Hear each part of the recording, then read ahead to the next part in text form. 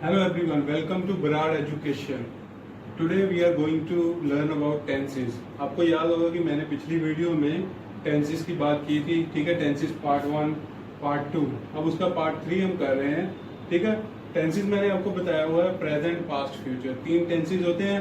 Present क्या है? हमारा वर्तमान। पास्ट क्या है? हमारा बीत चुका समय। फ्यूचर क्या है? हमारा आने वाला समय, ठीक है। अब हम बात करेंगे आगे कैसे इनकी कैटेगरीज बनी हुई है। स्पेशली ये तीनों टेंसेस आगे 4 कैटेगरीज में बटे हुए हैं, भले वो प्रेजेंट है, भले वो पास्ट है, भले वो फ्यूचर है।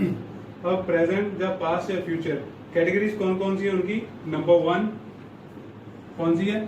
सिंपल और इनडेफिनेट, मतलब simple present tense, simple past tense, simple future tense, या present indefinite tense, past indefinite tense, future indefinite tense, ठीक है। फिर बात करते हैं उसकी दूसरी कैटेगरी की। दूसरी कैटेगरी कौन सी है? कॉन्टिन्यूअस और प्रोग्रेसिव, ठीक है। जैसा कि इसके नाम से ही पता चलता है, ठीक है। इनका एक्सप्लेनेशन आगे करता हूं मैं, अभी के लिए सिर्फ इनकी कैटेगरीज के बारे में जान लो, ठीक है। प्रेजेंट कॉन्टिन्यूअस और present progressive tense, past continuous और पास्ट प्रोग्रेसिव, फ्यूचर कॉन्टिन्यूअस और फ्यूचर प्रोग्रेसिव टेंस। इसी तरह तीसरी कैटेगरी पे हम आते हैं जो है परफेक्ट, ठीक है। Present perfect tense, past perfect tense, future perfect tense, ठीक है। फिर उसके बाद चौथी कैटेगरी वो कौन सी है? इन दोनों को मिला के जो बनती है present perfect continuous tense, past perfect continuous tense, future perfect continuous tense, ठीक है। तो ये 4 कैटेगरीज हैं जो आपके डेली रूटीन की बातें हुई, जो भी आप बातचीत करते हो, कन्वर्सेशन करते हो, ठीक है, भले ही वो प्रोफेशनल लेवल पे है या पर्सनल लेवल पे है, वो आपकी ये जो कैटेगरीज है उस बातचीत को डिफरेंशिएट करती है कि हाँ, कि अगर साधारण बात की गई है, जनरल टॉक बात की गई है कि सिंपल प्रेजेंट टेंस है या पास्ट है, फ्यूचर है। फिर अगर कॉन्टिन्यूअस की बात की गई है, ठीक है, कुछ लगातार काम हो रहा है। परफेक्ट की बात है कि हाँ कोई काम हो चुका है, या हो चुका था, या हो चुका होगा, ठीक है। फिर परफेक्ट कॉन्टिन्यूअस की बात है, कोई पास से एक्टिविटी शुरू हुई है, कितने टाइम से शुरू हुई है, कब तक चल रही है, वो सब कैटेगराइज होगा, ठीक है। तो टेंसेस में ये इनकी स्पेशल 4 कैटेगरीज है आगे तीनों टेंसेस की, ठीक है। तो टोटल हम कितने टेंसेस पढ़ने वाले हैं? 3 कैटेगरीज ये होगी, प्रेजेंट, पास्ट, फ्यूचर, आगे इनकी सब कैटेगरीज है 4, ठीक है। तो हम 12 टेंसेस के बारे में सीखेंगे, ठीक है। अब बात करते हैं सिंपल प्रेजेंट टेंस की और प्रेजेंट इंडेफिनिट टेंस की। Okay students, first of all we will talk about simple present tense, present indefinite tense भी जिसको हम बोलते हैं। तो सबसे पहले हम बात करेंगे इसकी, ठीक है। लेकिन मैं आपको क्या बोल रहा हूँ, सबसे पहले आप सिंपल प्रेजेंट टेंस या प्रेजेंट डेफिनेट, इसमें से ये प्रेजेंट उठा लो। मतलब कहने का मतलब क्या है? आप लोग को याद होगा कि मैंने अपनी पिछली वीडियो में आप लोगों को क्या बताया था कि 3 टेंसेस होते हैं, प्रेजेंट, पास्ट, फ्यूचर। प्रेजेंट की पहचान करनी हो अगर आपने, तो आपने हमेशा ही किसी वाक्य का या किसी सेंटेंस का अंत देखना है। अब इसका अंत अगर हम देखते हैं तो है, हो, हूं, है, तो उससे आप लोगों को ये पहचान हो जाएगी कि ये एक प्रेजेंट टेंस है। लेकिन अभी अभी मैंने आपको समझाया कि प्रेजेंट टेंस या पास्ट टेंस या फ्यूचर टेंस, इनकी आगे 4 कैटेगरीज है। तो 4 कैटेगरीज में भी तो हमको ढूंढना पड़ेगा ना कि कौन सा टेंस है, कौन से रूल्स अप्लाई करने हैं। तो उसके लिए आप ये छोड़ के सेकंड लास्ट पे आ जाओ। सेकंड लास्ट में अब देखो, वह पत्थर लिखता है, ठीक है। यहाँ पे ता शब्द को नोटिस कर लो। तुम खाना बनाती हो, ती। मैं पानी पीता हूँ, ता। वे फुटबॉल खेलते हैं, ते, ठीक है। अब इन सब की एंडिंग आप देखो, ता, ती, ता, ते, जिनकी सेकंड लास्ट में एंडिंग किसी वर्ड की ता, ते, ती से हो रही हो, तो आप लोगों ने समझ जाना है कि ये एक सिंपल प्रेजेंट टेंस है, ठीक है। वह पत्थर लिखता है, तुम खाना बनाती हो, मैं पानी पीता हूँ, जब वे फुटबॉल खेलते हैं। तो ये सब क्या है? सिंपल प्रेजेंट टेंस, क्योंकि ये जनरल बात किसी की गई है, ता, ती, ते। आप अगर अपने देसी तरीके से हम लोगों को याद रखना है कि चलो ठीक है, मेरे को नहीं इतना पता चल रहा है, तो मैं सीधा देखूंगा इसके एंड में है तो ये प्रेजेंट है, सेकंड लास्ट में ता, ती, ते है तो ये सिंपल प्रेजेंट टेंस है, तो मैंने वो रूल्स अप्लाई करने हैं, ठीक है। अभी आपको ये तो पता चल गया कि ये सिंपल प्रेजेंट टेंस है, ठीक है, और इसको बनाने के कोई रूल्स तो होंगे ना। तो अब हम उन रूल्स की बातें करते हैं कि कैसे हमने इनकी इंग्लिश बनानी है, ठीक है। आपको एंडिंग पता चल गई कि है तो प्रेजेंट है, सेकंड लास्ट पता चल गया ता, ते, ती है तो वो सिंपल प्रेजेंट टेंस है।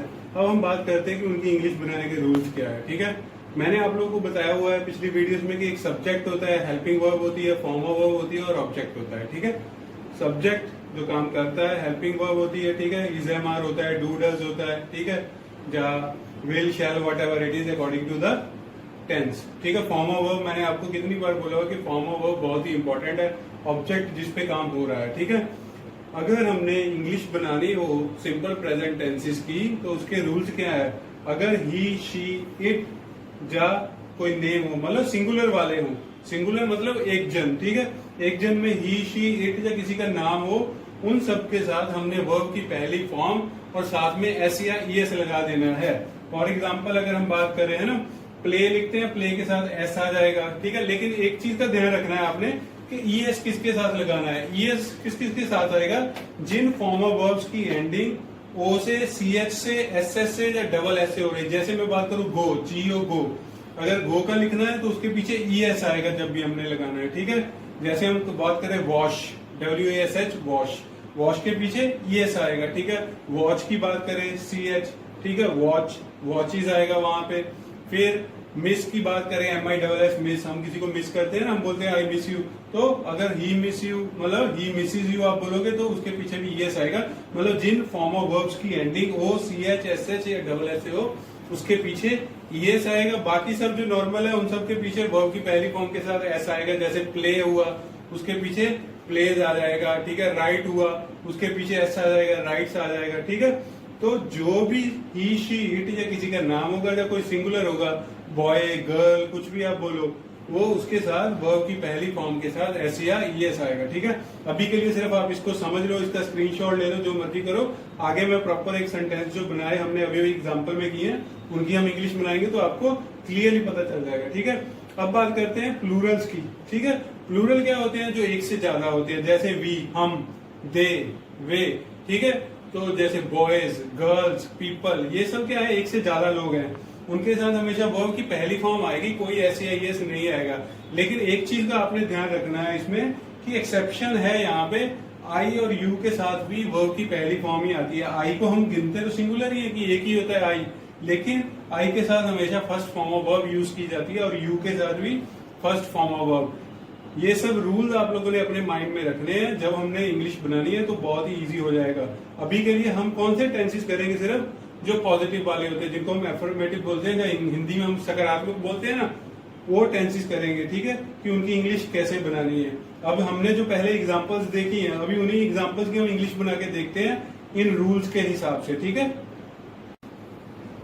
ओके स्टूडेंट्स, अब हम बात करते हैं एग्जांपल की। ठीक है, अभी हमने रूल्स समझे, सब कुछ समझा, प्रेजेंट क्या है, सिंपल प्रेजेंट क्या है, कैसे पहचान करनी है, लेकिन हिंदी में सिर्फ। अब हम बात करते हैं उसको इंग्लिश में ट्रांसलेट कैसे करना है। ठीक है, अब एंडिंग पता चल गई हमको, है, प्रेजेंट है, था मतलब सिंपल प्रेजेंट है। रूल्स मैंने अभी आपको बताए ना कि सिंगुलर हो, ही, शी, इट हो या नेम हो, उसके साथ वर्ब की पहली फॉर्म एस या ईएस लगेगा। प्लूरल हो, आई, प्लूरल में वी और दे, ठीक है, या फिर पीपल, बॉयज, गर्ल्स, कुछ भी हो, लेकिन इसमें एक्सेप्शन आई और यू भी आ जाता है, जिनके साथ वर्ब की पहली फॉर्म का यूज होता है, ना ही कोई ऐसे लगता है ना ही कोई ईएस।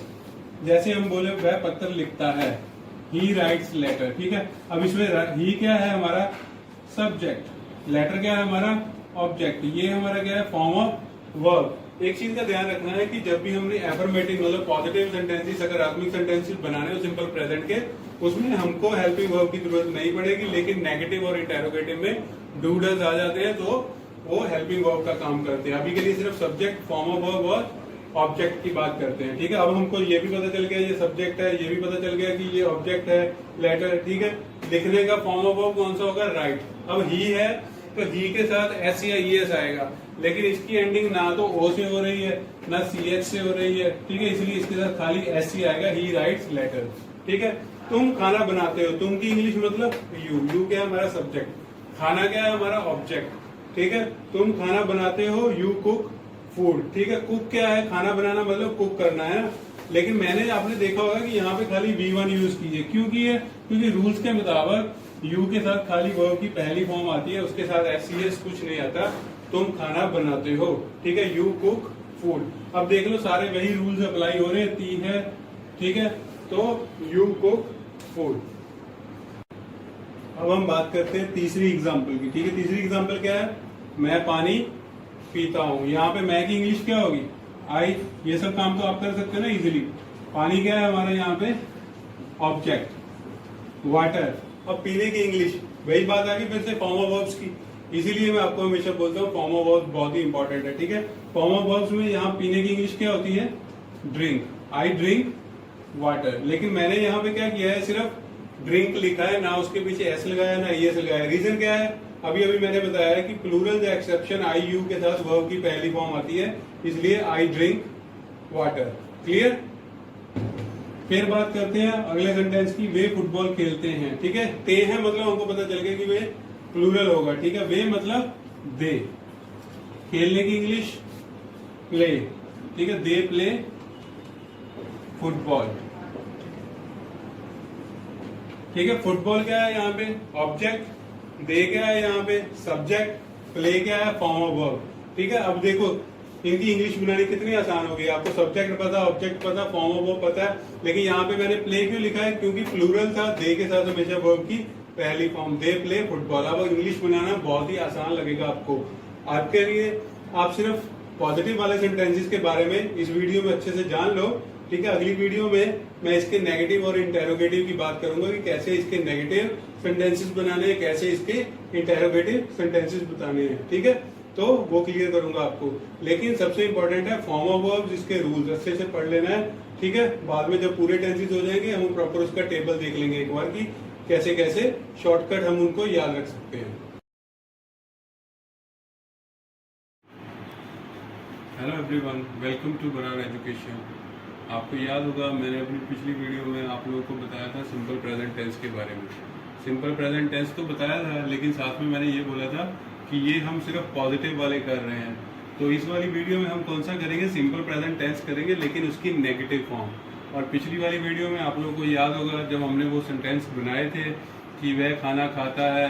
ठीक है, तो उसमें हमने कोई भी हेल्पिंग वर्ब का यूज नहीं किया था, लेकिन इस नेगेटिव फॉर्म में हेल्पिंग वर्ब आ जाएगी। ठीक है, पिछली वीडियो में हमने देखा था वह खाना खाता है, ही ईट्स फूड। हमने क्या लिखा था? ही ईट्स फूड मतलब वह खाना खाता है। He subject, eats form of verb, food object, लेकिन कोई भी हेल्पिंग वर्ब नहीं थी। लेकिन सिंपल प्रेजेंट टेंस की नेगेटिव फॉर्म और इंटेरोगेटिव फॉर्म जो हम आगे जाके कर रहे हैं उनमें हेल्पिंग वर्ब का यूज होता है। ठीक है, सब्जेक्ट के बाद हेल्पिंग वर्ब आती है, फिर फॉर्म ऑफ वर्ब, फिर ऑब्जेक्ट। अगर हम बात करें नेगेटिव फॉर्म की तो इसमें हेल्पिंग वर्ब कौन सी यूज होगी? Do and does. ठीक है, अब डू और डज को डिफरेंशिएट कैसे करना है, किसके साथ डू लगाना है, किसके साथ डज लगाना है, उसके लिए आप वापस रिमाइंड करो कि मैंने पिछली वीडियो में क्या बताया था कि वर्ब की पहली फॉर्म किसके साथ यूज करनी है? प्लूरल के साथ। वी हुआ, दे हुआ, या एक्सेप्शन हुआ आई यू, या बॉयज गर्ल्स पीपल, ज्यादा लोग कोई भी हो, उनके साथ वर्ब की पहली फॉर्म यूज करनी है। और मैंने बाकी क्या बताया था कि वर्ब की पहली फॉर्म एस और ईएस किसके साथ यूज करना है? सिंगुलर के साथ। ही, शी, इट, या किसी का नाम हो गया। ठीक है, या कोई भी सिंगल व्यक्ति हो गया, उसके साथ हमने वर्ब की पहली फॉर्म के साथ एस ई एस लगाना है। तो उसी प्रकार डू और डज को याद रखने का सेम ही तरीका यूज करो आप लोग। ठीक है, कि जैसे एस और ई एस आता था किसी के साथ, तो अगर यहाँ पे आप नोटिस करो ध्यान से, डू के साथ क्या आ रहा है? E S. तो इसका मतलब ई एस वाले किसके साथ आते हैं? सिंगुलर के साथ। तो ये डज किसके साथ प्रयोग किया जाएगा? ही, शी, इट, या किसी नेम के साथ सिंगुलर के साथ डज का प्रयोग होगा। हेल्पिंग वर्ब डज किसके साथ यूज होगी? जैसे ही हमने पॉजिटिव वाले टेंसेस में किया था कि वर्ब की पहली फॉर्म एस ई एस, इसी तरह ये डू वर्ब की पहली फॉर्म है, उसके साथ ई एस लगा हुआ है, तो उन सब के साथ सिंगुलर के साथ ही, शी, इट, नेम के साथ वर्ब की पहली फॉर्म एस ई एस के साथ डज का प्रयोग करना है आप लोगों ने। ठीक है, तो डू, बाकी बचा डू। अगर आप फॉर्म ऑफ वर्ब्स में पढ़ो, डू पहली फॉर्म होती है, डिड दूसरी, डन तीसरी। अब हम पहली फॉर्म उठाते हैं। तो मैंने आपको पिछली वीडियो में यही बताया था कि जैसे मैं क्रिकेट खेलता हूँ, आई प्ले क्रिकेट, आई के साथ फर्स्ट फॉर्म वर्ब, वे क्रिकेट खेलते हैं, दे प्ले क्रिकेट, सबके साथ वर्ब की पहली फॉर्म यूज होती थी। कौन से थे वो सारे? ये वाले, we, they, I, you, plural वाले सारे के साथ वर्ब की पहली फॉर्म। उसी तरह डू क्या है? वो भी वर्ब की पहली फॉर्म है। इसका मतलब डू का प्रयोग हमने किसके साथ करना है? प्लूरल्स के साथ। वी, दे, आई, यू, ये सब के साथ हमने क्या करना है? वर्ब की पहली फॉर्म डू यूज करनी है। ठीक है, लेकिन इन सब चीजों में ध्यान देने वाली बात एक और है। ठीक है, लेकिन वो स्पेशली डज वाले में। ठीक है, अगर आप डज वाला यूज करते हो उसमें एक चीज ध्यान देने वाली है, वो क्या है कि जब भी हमने डज वाले सेंटेंसेस बनाने हैं उसमें अगर हमने एक बार डज का प्रयोग कर दिया, एक बार ईएस का प्रयोग कर दिया, तो उसके बाद जो फॉर्म ऑफ वर्ब आएगी ये वाली आगे हेल्पिंग वर्ब के बाद डज के बाद ये फॉर्म ऑफ वर्ब भी तो आएगी ना, लेकिन वो फॉर्म ऑफ वर्ब फिर V1 ही रखनी है, फिर ईएस वगैरह या ऐसे नहीं लगाना है, क्योंकि एक सेंटेंस में सिर्फ एक बार ही हम इस चीज का यूज कर सकते हैं। ठीक है, तो ये नेगेटिव फॉर्म है ना, तो चलो इसकी कुछ एग्जांपल्स हम करते हैं तो हमको क्लियर हो जाएगा कि हाँ नेगेटिव फॉर्म के सेंटेंसेस हमने कैसे बनाने हैं। ओके स्टूडेंट्स, तो नेगेटिव फॉर्म में हम सबसे पहले बात करते हैं डू नॉट की। ठीक है, डू नॉट किसके साथ आता है, मैंने अभी अभी आपको बताया है कि वो किसके साथ, प्लूरल के साथ आएगा। ठीक है, प्लूरल या एक्सेप्शन आई और यू के साथ। ठीक है, एग्जाम्पल के लिए हम देखते हैं, तुम स्कूल नहीं जाते हो। आप लोग को याद होगा मैंने बताया लास्ट में हो, है, कुछ भी हो तो वो प्रेजेंट है। सिंपल जानने के लिए हमने उसका सेकंड लास्ट देखना है, ते। ठीक है, ते सब में ते है ना, तो पता चल गया ये सिंपल प्रेजेंट टेंस है। लेकिन नेगेटिव फॉर्म है तो हेल्पिंग वर्ब के साथ आएगा। तुम स्कूल नहीं जाते हो, ठीक है, तो तुम मतलब यू आ गया ना, मैंने आपको अभी अभी बताया यू के साथ क्या आएगा, डू नॉट। तो ये हमारी हेल्पिंग वर्ब हो गई। ठीक है, गो हमारी फॉर्म ऑफ वर्ब हो गई और स्कूल क्या है हमारा, ऑब्जेक्ट। ठीक है, subject plus helping verb plus form of verb plus object. You do not go to school. यहाँ पे मैंने डू नॉट वाले ही सारे लिखे हुए हैं, तो पहले डू नॉट वाले समझ लो। यू के साथ डू नॉट, ठीक है, लेकिन वर्ब की पहली फॉर्म रहेगी हमेशा। आप ये बात याद रखना, नेगेटिव फॉर्म जब भी करनी है, भले ही वो डू नॉट वाली है, डज नॉट वाली है, फिर फॉर्म ऑफ वर्ब वन ही रहेगी। ठीक है, तो पहली फॉर्म ऑफ वर्ब जाने की क्या होती है, go. You do not go to school. ठीक है, अब इसके बाद हम सेकंड वाला देखते हैं, हम फल नहीं खरीदते हैं। ठीक है, हम मतलब वी, नहीं मतलब डू नॉट, खरीदना मतलब बाय, फर्स्ट फॉर्म बाय रहेगी। ठीक है, फ्रूट्स, तो इसमें भी वही आप चीज आपने देख लेना है, वी सब्जेक्ट। ठीक है, डू नॉट क्या हो गया हमारा हेल्पिंग वर्ब, और बाय क्या होगा हमारा फॉर्म ऑफ वर्ब, फ्रूट्स क्या हो गया हमारा ऑब्जेक्ट। ठीक है, we do not buy fruits. ठीक है, अब प्लूरल में हम लड़के, जैसे ये भी क्या है प्लूरल, लड़के पत्र नहीं लिखते हैं, लड़के मतलब बॉयज, पत्र नहीं लिखना मतलब डू नॉट, लिखने की इंग्लिश राइट। ठीक है, write first form of verb है, buy first form of verb है, go first form of verb है, सभी में क्या रहेगी first form of verb. Boys क्या है subject, do not helping verb, write क्या है फॉर्म ऑफ वर्ब, लेटर क्या है ऑब्जेक्ट। ठीक है, boys do not write letter. इस तरह आपने डू नॉट वाली नेगेटिव फॉर्म बनानी है, वर्ब की पहली फॉर्म रखनी है, helping verb do not use करनी है, प्लूरल के साथ करनी है, एक्सेप्शन में आई और यू भी होता है, उनके साथ भी डू नॉट ही रहेगा। ठीक है, तो ये आप लोगों को क्लियर हो जानी चाहिए बात। अब बात करते हैं हम इंटेरोगेटिव फॉर्म, इंटेरोगेटिव फॉर्म की नहीं। ठीक है, अभी नेगेटिव फॉर्म का हमारा क्या रहता है, डू नॉट वाले लिखे ना हमने एग्जांपल्स, ऐसा करते हैं कि हम अब डज नॉट वाले भी कुछ एग्जांपल्स कर लेते हैं, तो आपको समझना आसान हो जाएगा। उसके बाद हम इंटेरोगेटिव फॉर्म की बात करेंगे। ओके स्टूडेंट्स, अभी हमने बात की थी डू नॉट वाले की, अब हम बात करेंगे डज नॉट वालों की। ठीक है, डज नॉट किसके साथ आता है मैंने आप लोगों को समझा दिया है। ठीक है, और मेरे को ये लगता है कि जिस तरीके से मैं आप लोगों को अब समझा रहा हूँ तो आप लोगों को अच्छे से समझ आ जाना चाहिए टेंस। इससे इजी मेथड आपको कभी नहीं मिलेगा। ठीक है, तो सबसे इजी मेथड यही है ना, लास्ट की पहचान करो, सेकंड लास्ट की, फिर उसके रूल्स के हिसाब से अप्लाई कर दो उसको। ठीक है, डज के लिए हमने किसके साथ यूज करना है, डज का सिंगुलर्स के साथ, ही हुआ, शी हुआ, इट हुआ, या किसी का नाम हुआ, है ना। तो अगर हम एग्जाम्पल से देखें इसकी, मेरे पिताजी पैसे नहीं देते, अब यहाँ पे पिताजी देखो है ना, मतलब माई फादर। ठीक है, तो ये क्या है, यहाँ पे हमारा सब्जेक्ट बन गया है ना, माई फादर। नहीं देते हैं, फादर एक ही है ना, सिंगुलर है, तो डज नॉट आया। ठीक है, does not form of verb कौन सी है, ये हमारी हेल्पिंग वर्ब हो गई, ये हमारी फॉर्म ऑफ वर्ब हो गई, और ये हमारा ऑब्जेक्ट। एक चीज का ध्यान रखना, मैंने पहले भी बोल दिया आपको, भले ही डू नॉट है, भले ही डज नॉट है, जब इन दोनों का यूज हो गया, भले ही नेगेटिव फॉर्म में, भले इंटेरोगेटिव फॉर्म में, तो वर्ब की पहली फॉर्म ही रहेगी, फिर कोई एस सी एस कुछ नहीं आएगा, वर्ब की पहली फॉर्म ही रहेगी। माई फादर, यहाँ पे डज आ गया ना, क्योंकि यहाँ पे ऑलरेडी ईएस आ चुका है, तो फिर ईएस नहीं लगा सकते हम, एक सेंटेंस में दो बार ईएस का यूज नहीं कर सकते, तो इसलिए my father does not give money. ठीक है, उसी प्रकार अगर हम सेकंड एग्जांपल देखें, वह कपड़े नहीं धोती है। ठीक है, तो वह मतलब धोती है, मतलब लड़की हुई ना, तो शी, ये क्या हमारा subject, does not helping verb हो गया, wash form of verb, cloth क्या हो गया ऑब्जेक्ट। ठीक है, तो इस प्रकार सेंटेंस बनाना मेरे को ये लगता है कि बहुत ही इजी हो जाते हैं। आपको सब कुछ पता चल गया कि ये प्रेजेंट टेंस है, ये सिंपल प्रेजेंट टेंस है, उसमें डू डज का प्रयोग करना है नहीं करना है तो और भी इजी है। ठीक है, अब अगली एग्जांपल हम देख लेते हैं। राम किताब नहीं पढ़ता है। ठीक है, तो हमको पता चल गया कि ये नेगेटिव फॉर्म में है तो डू डज का प्रयोग तो होगा, लेकिन डिसाइड करना है कि डू होगा कि डज। तो राम सिंगुलर है और एक नाम है, तो रूल्स के हिसाब से हमने इसके साथ डज नॉट का प्रयोग करना है। ठीक है, पढ़ने की इंग्लिश रीड होती है, उसकी फर्स्ट फॉर्म रीड ही होती है। और क्या पढ़ता है? बुक। ठीक है, Ram does not read book. तो ये हमने नेगेटिव फॉर्म भी इसकी कर ली। सिंपल प्रेजेंट टेंस की हमने पॉजिटिव एफर्मेटिव फॉर्म कर ली, नेगेटिव फॉर्म कर ली। अब हम आगे इसकी कौन सी फॉर्म करने वाले हैं? Interrogative form. इंटेरोगेटिव फॉर्म में भी डू और डज का प्रयोग होता है, लेकिन उसमें कुछ चेंजेस आएंगे जो मैं अभी आप लोगों को बाद में बताऊंगा कि इंटेरोगेटिव में क्या क्या होता है। Hi everyone, welcome back to Brar education. आपको याद होगा कि हमने पुरानी वीडियोस में क्या सीखा था? सिंपल प्रेजेंट टेंस के बारे में। लेकिन सिंपल प्रेजेंट टेंस का जो पिछली लेटेस्ट वीडियो थी उसमें हमने क्या किया था? सिंपल प्रेजेंट टेंस का नेगेटिव और इंटेरोगेटिव करने वाले थे, तो लेकिन उसमें से हमने खाली नेगेटिव ही कंप्लीट किया था, इंटेरोगेटिव हमारा रह गया था।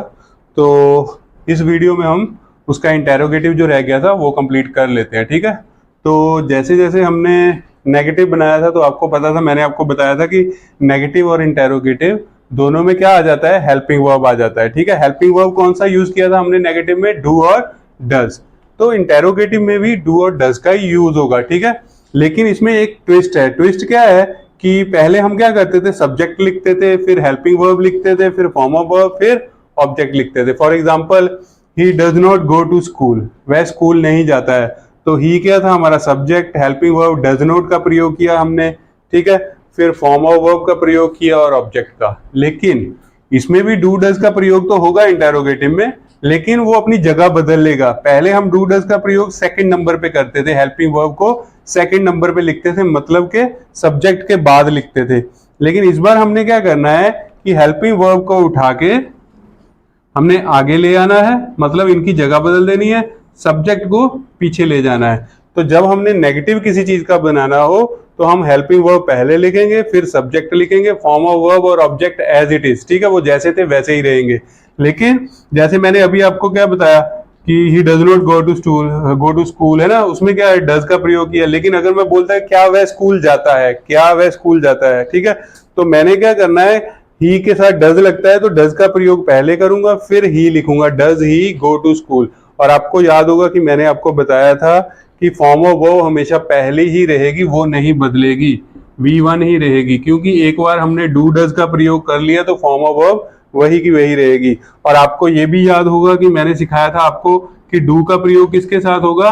प्लूरल के साथ, जैसे वी हो गया, दे हो गया, या फिर एक्सेप्शन मैंने आपको कौन सी बताई थी कि आई और यू भी इस कैटेगरी में ही आते हैं। आई और यू के साथ भी डू का प्रयोग करना है। ठीक है, कि और डज का प्रयोग सिंगुलर के साथ, एक जन के साथ, मतलब ही हो गया, शी हो गया, इट हो गया, या किसी का नाम हो गया, Ram Shyam what ever it is. ठीक है, तो उस हिसाब से हमने इंटेरोगेटिव बनाने हैं। तो मेन चेंज आपको पता चल गया ना, इसमें क्या होगा कि सब्जेक्ट और हेल्पिंग वर्ब आपस में अपनी जगह को इंटरचेंज कर लेंगे, बदल लेंगे अपनी जगह को। हेल्पिंग वर्ब आगे आ जाएगी, सब्जेक्ट पीछे चला जाएगा। ठीक है, इस चीज को समझने के लिए अब हम थोड़ी सी एग्जांपल्स कर लेते हैं। तो एग्जांपल से आपको बिल्कुल ही क्लियर हो जाएगा कि इंटेरोगेटिव हमने सिंपल प्रेजेंट टेंस में कैसे बनाने हैं with the use of helping verb. Okay, now let's do it by examples. ठीक है, इंटेरोगेटिव करते हैं सिंपल प्रेजेंट का डू और डज का प्रयोग करके एग्जांपल्स के साथ। ठीक है, तो एग्जांपल्स की अगर हम बात करें तो आपको याद होगा सिंपल प्रेजेंट टेंस की मैंने एग्जांपल्स आपको क्या क्या बताई है कि प्रेजेंट टेंस की पहचान कैसे करनी है, लास्ट में है, और सिंपल प्रेजेंट की उसका सेकंड लास्ट देखना है, ता है, ते है। ठीक है, ता ती जो भी कुछ हुआ, ठीक है, तो उसके हिसाब से करनी है। तो ये आप लोगों के माइंड में रहना चाहिए हमेशा के लिए। ठीक है, अब बात करते हैं इंटेरोगेटिव की। जैसे नेगेटिव में हमने डज नॉट डू नॉट का प्रयोग किया, इसमें भी वही अभी अभी मैंने आपको एक्सप्लेन कर दिया है कि सब्जेक्ट और हेल्पिंग वर्ब अपनी जगह बदल देंगे। तो डज क्या है? Helping verb. ही क्या है? सब्जेक्ट। ठीक है, फॉर्म ऑफ वर्ब मैंने आप सब लोगों को बोला है कि इसमें V1 का ही यूज होगा, ये क्या है? आगे ऑब्जेक्ट। ठीक है, तो पहली एग्जांपल की अगर हम बात करें तो पहली एग्जांपल में हमको क्या लिखा गया है? क्या वह पानी पीता है मतलब प्रेजेंट, ता मतलब सिंपल प्रेजेंट, तो क्या मतलब क्वेश्चन मार्क आ गया अपने को। ठीक है, क्वेश्चन मार्क के लिए पहले इसका सब्जेक्ट देख लो क्या है। सबसे पहले क्या देखना है? सब्जेक्ट। सब्जेक्ट आपको पता चल गया, वह लिखा है तो ही होगा, तो आपने फिर एकदम से यही सोचना है कि ही शी इट के साथ तो डज का प्रयोग होता है। तो यहाँ पे फिर इसीलिए मैंने डज का प्रयोग किया है कि डज ही ड्रिंक वाटर, ठीक है, डज ही ड्रिंक वाटर। तो डज हेल्पिंग वर्ब, ही हमारा subject, drink form of verb, water क्या है ऑब्जेक्ट, ठीक है। तो इस प्रकार आपने इसके सेंटेंसेस बनाने हैं, ठीक है। जैसा मैंने आपको एक्सप्लेन किया है, मेरे को लगता है कि आप लोगों को बहुत ही इजी हो जाना चाहिए सिंपल प्रेजेंट टेंस के इंटेरोगेटिव को समझना आप, ठीक है। तो उसके बाद बात करते हैं दूसरी एग्जांपल की, क्या तुम अपने देश से प्यार करते हो। तो यहाँ भी आपका सबसे पहला काम क्या होना चाहिए, सब्जेक्ट को पहचानो। सब्जेक्ट क्या है यहाँ पे, तुम मतलब यू मतलब क्या होगा, उसके साथ डू का प्रयोग होगा, ठीक है, क्योंकि डू आ गया, डू यू, ठीक है। देश से प्यार करना मतलब प्यार मतलब लव, ये फर्स्ट फॉर्म हो गई। Do you love your country, अपने देश से मतलब do you love your country, क्या तुम अपने देश से प्यार करते हो। इसी प्रकार तीसरी की बात करते हैं, क्या मैं गाना गाता हूं। तो आई थिंक अब तो आप लोगों को बहुत ही ईजी लगेगा ना कि इसमें मैं क्या है हमारा सब्जेक्ट। तो पहला टारगेट सब्जेक्ट पता चल गया, आई है इसमें, तो आई के साथ हमने किसका प्रयोग करना है, डू का। क्यों कि मैंने बताया प्लूरल में, ठीक है, डू का प्रयोग करना है, लेकिन आई और यू एक्सेप्शन है, उसके साथ भी डू का ही प्रयोग करना है। तो इसलिए यहाँ पे आई के साथ डू का प्रयोग। डू आई सिंग सॉन्ग, गाना, ठीक है, सॉन्ग गाता हूं मतलब सिंग। तो फर्स्ट फॉर्म ऑफ वर्ब ही रहेगी, इस बात का जरूर ध्यान रखना। कुछ स्टूडेंट्स मैंने नोटिस किया है ये गलती कर देते हैं, यहाँ पे ईएस लगा दी तो यहाँ पे भी एस लगा देते हैं, ठीक है। यहाँ पे डू आ गया है फिर भी यहाँ पे एस, तो ऐसा कुछ नहीं करना है। डू डज आ गया तो मतलब समझ लो वर्ब की पहली फॉर्म, कुछ भी चेंज नहीं करना है उसमें, ठीक है। तो डू आई सिंग सॉन्ग, ठीक है। अब अगली एग्जांपल देखते हैं, क्या मोहन स्कूल जाता है, ठीक है। तो इट्स क्वाइट सिंपल, मोहन है, मैंने बोला है ही शी इट हो, कोई सिंगुलर हो, नाम हो, उसके साथ हमने डज का प्रयोग करना है। तो यहाँ पे मोहन क्या है, एक नाम है, तो हमारा सब्जेक्ट क्या है, एक नाम। तो इसका मतलब इसके साथ हम किसका प्रयोग करेंगे, ऑब्वियसली डज का प्रयोग करेंगे। Does Mohan go to school, ठीक है। गो यहाँ पे क्या है हमारी form of verb.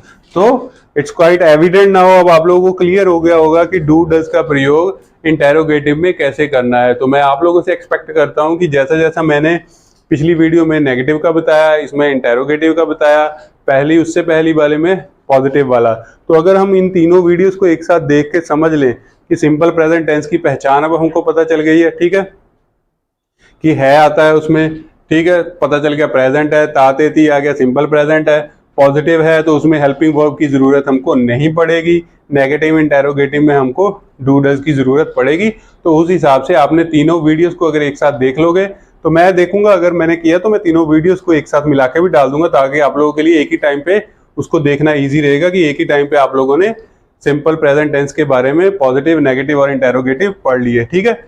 Simple present tense का यूज इतना होगा ना, जिन स्टूडेंट्स ने आगे आइल्स करनी है, ठीक है, जब नॉर्मल हमने कहीं भी प्रोफेशनल लेवल पे भी बातचीत करनी है, सिंपल प्रेजेंट टेंस का यूज बहुत ही ज्यादा होता है, ठीक है। एग्जांपल के लिए अगर आइल्स की राइटिंग करनी है आपने, ठीक है, आइल्स की स्पीकिंग करनी है, उसमें सिंपल प्रेजेंट टेंस की ही बहुत ज्यादा यूज होगा, ठीक है। एग्जांपल के लिए हम आइल्स की स्पीकिंग की बात करते हैं, ठीक है, उसमें आपको पता होगा कि इंट्रोडक्टरी क्वेश्चंस पूछे जाते हैं। तो उसमें कैसा क्वेश्चन पूछते हैं, do you speak many languages, तो वहां पे डू का प्रयोग किया है ना, ऐसा आता है। तो आप आंसर कैसे करते हो, आई स्पीक 2 लैंग्वेजेस, तो I speak I plus first form of verb. तो जब इंट्रोडक्टरी पार्ट आएगा ना, तो उसमें बहुत सारे ऐसे सिंपल प्रेजेंट टेंस वाले क्वेश्चंस आएंगे। एग्जांपल के लिए राइटिंग की एग्जांपल देता हूं मैं आपको। राइटिंग में अगर हम टास्क 1 ही लिखते हैं, टास्क 1 की इंट्रोडक्टरी पार्ट की पहली ही जो लाइन लिखते हैं ना हम, तो उसमें लिखते हैं the bar graph shows information, the bar graph illustrates information. तो उसमें भी बार ग्राफ सब्जेक्ट होता है, इलस्ट्रेट्स क्या होता है, फॉर्म ऑफ वर्ब, ठीक है। तो वहां भी सिंपल प्रेजेंट टेंस का हम यूज कर रहे हैं। तो इस प्रकार आइल्स की राइटिंग स्पीकिंग में आगे इसका बहुत यूज होगा, ठीक है, क्योंकि आगे वाली जो वीडियोस मैं बनाऊंगा मैं आइल्स पे भी बनाने वाला हूँ कि आइल्स क्या होती है, ठीक है, जनरल एकेडमिक क्या डिफरेंस है दोनों का। फिर उसके बाद अलग अलग मॉड्यूल्स पे भी बनेगी, आप लोगों को बहुत कुछ मिलेगा इस चैनल पे आगे जाके, ठीक है। तो अगर आप इन चीजों को शुरू से पढ़ते रहोगे ना, तो आगे वाला जो आइल्स वाला आप जो कुछ भी करोगे तो उसमें आपको बहुत ज्यादा फायदा मिलेगा। क्योंकि ये जो ग्रामर है, इसीलिए मैंने अपने चैनल पे ग्रामर के साथ साथ शुरुआत की है कि अगर आइल्स भी हमने करनी है, कुछ भी करना है, तो ग्रामर करोगे तो आइल्स बहुत ही आसान लगेगी, स्पेशली उसका राइटिंग और स्पीकिंग। राइटिंग स्पीकिंग करोगे उसमें, जैसे मैंने एक वीडियो में क्या किया हुआ है कि आपको प्रोनाउंसिएशन बताई हुई है कि SION से प्रोनाउंस कैसे करना है, स्पेलिंग मिस्टेक आपकी कम होगी, प्रोनाउंसिएशन। तो स्पीकिंग में अगर हम बात करें आइल्स में, प्रोनाउंसिएशन बहुत इंपॉर्टेंट है, उसके मार्क्स मिलते हैं आपको। अगर आप प्रोनाउंसिएशन सही है आप लोगों की तो उसमें भी आपको अच्छा स्कोर मिल सकता है। तो जो भी आप वीडियो इस चैनल पे देखोगे आपके लिए बहुत ही ज़्यादा इंप्रूवमेंट वाली होगी। आई होप कि आप लोगों को ये वीडियो भी पसंद आई होगी, सिंपल प्रेजेंट अच्छे से समझ आ गया होगा। तो आगे जाके मैं आइल्स पे भी एक वीडियो बनाऊंगा, तो आप वो भी देखो, समझो उसको कि आइल्स क्या है।